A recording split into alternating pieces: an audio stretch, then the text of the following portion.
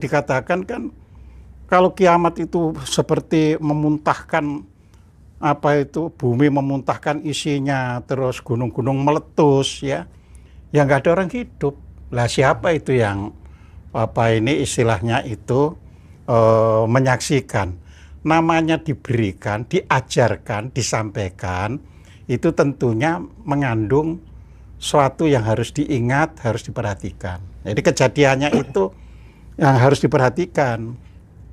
Nah, kalau kita rajin membaca dari awal ya, semua yang berkaitan dengan kata kiamat, ternyata ya tidak berupa kehancuran alam semesta. Ya karena apa? Misalnya di surat Al-Imran ya kan, ayat 191 di situ kan dikatakan bahwa Tuhan itu menciptakan langit dan bumi itu tidak sia-sia. Ya, jadi kalau sudah dibangun baik-baik terus ya sia-sia kan. Ya. Iya. Dan lagi siapa yang bisa membuktikan kalau kiamat itu hancur? Karena apa? Bumi itu sendiri umurnya sekarang itu sudah 4,56 miliar tahun. Ya. Kalau dari Nabi bercerita itu sekarang ini sudah 1.400 tahun. Ya, itu kalau kita menghitung secara waktu. Ya. Okay. Nah, sedangkan kalau menurut ilmu pengetahuan ya, itu bumi itu baru ya tidak bisa dihuni manusia ya.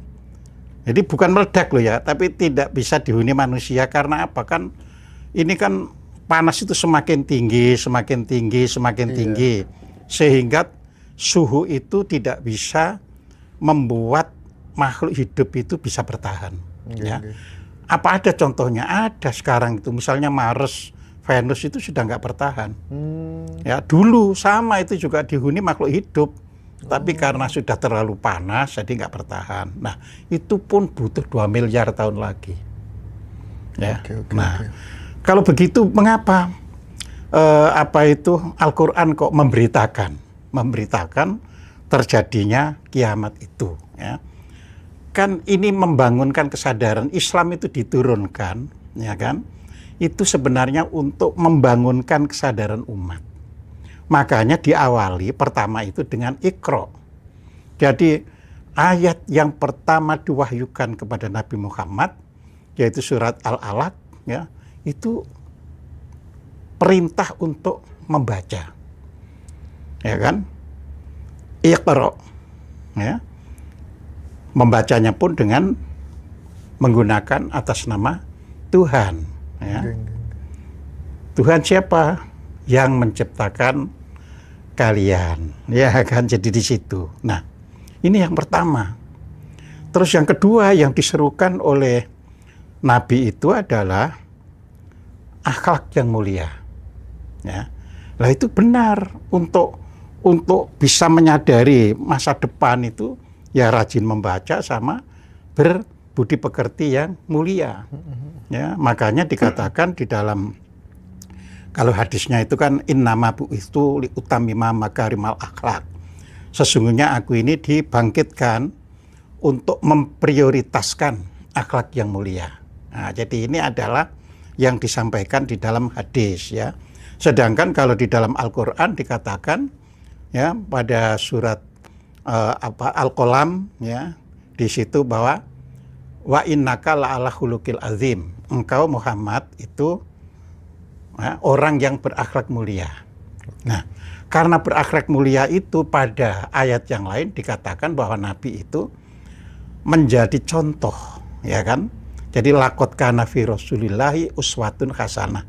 Jadi sungguh pada diri Rasul Allah itu ada teladan yang baik. Ya. Nah, jadi ini sebenarnya yang ditekankan itu. Nah, itu berkaitan dengan kesadaran, ya.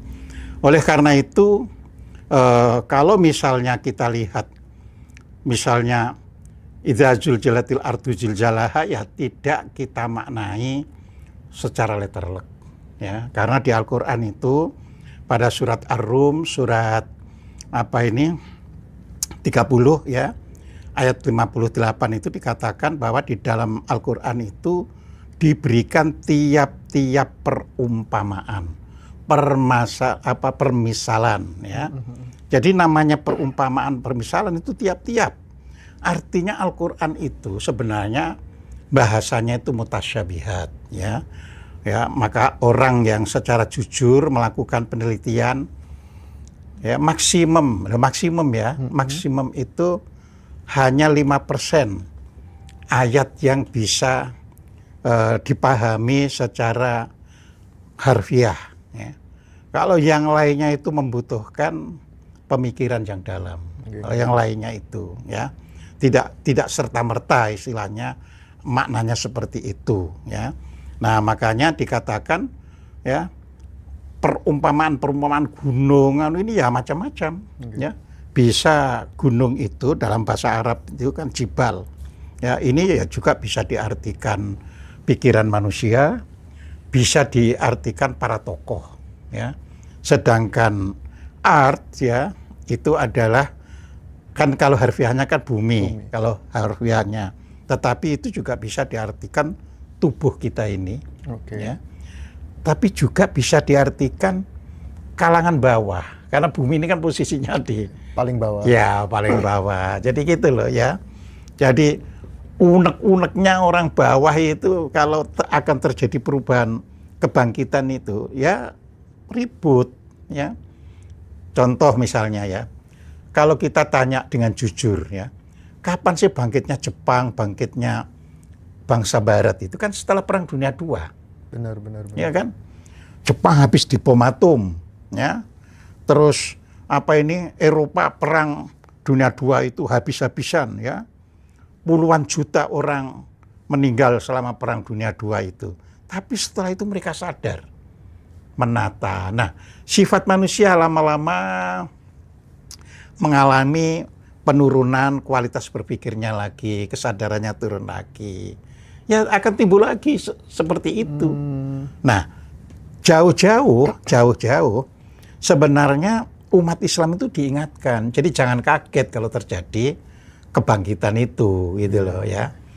Istilah bahasa sekarang itu harus langsung segera move on. Ya. Jadi jangan, waduh, jadi kan begini hidup itu jangan terlalu diretapi ya. Ya, jangan terlalu diretapi, harus langsung bangkit. Dan bangkitnya kesadaran itu pun bisa karena itu terjadinya berbagai macam bencana dan kesadaran, peperangan, terus sadar.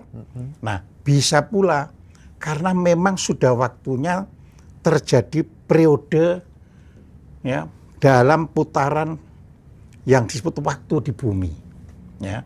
Jadi kalau di dalam bahasa Jawa ya, waktu itu ya seperti musim. Ya. Cuma waktu itu lebih jauh, lebih besar ya.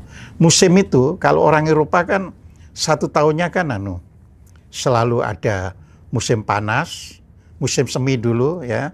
Musim semi, terus musim panas, terus musim gugur, musim dingin. Kembali musim semi lagi gitu kan. Terus, Pak, ya. Putar terus. Walaupun putarannya itu tidak sama, tapi orang bisa mengantisipasi.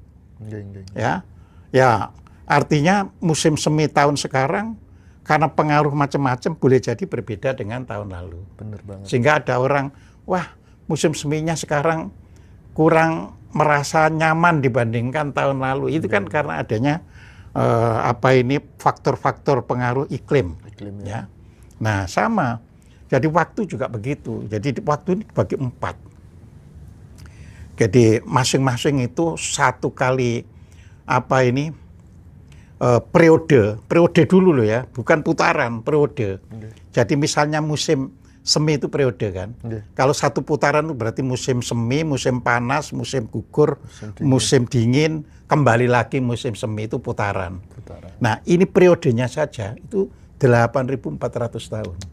Ya. Nah, jadi kita ini berada pada periode Adam.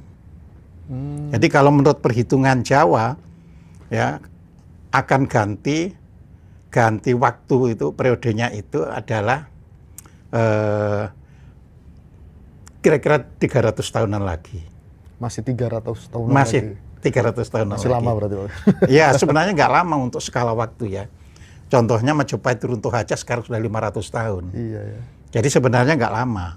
Cuma kan manusia itu kalau bisa melihat perubahan itu akan selalu bisa mengantisipasi supaya kehidupannya itu nyaman, enak, ya, bisa mengabdi yang bagus dalam kehidupan. Nah, apa saja satu siklus itu, jadi satu periodenya 8.400 tahun, ya, ada 4 periode.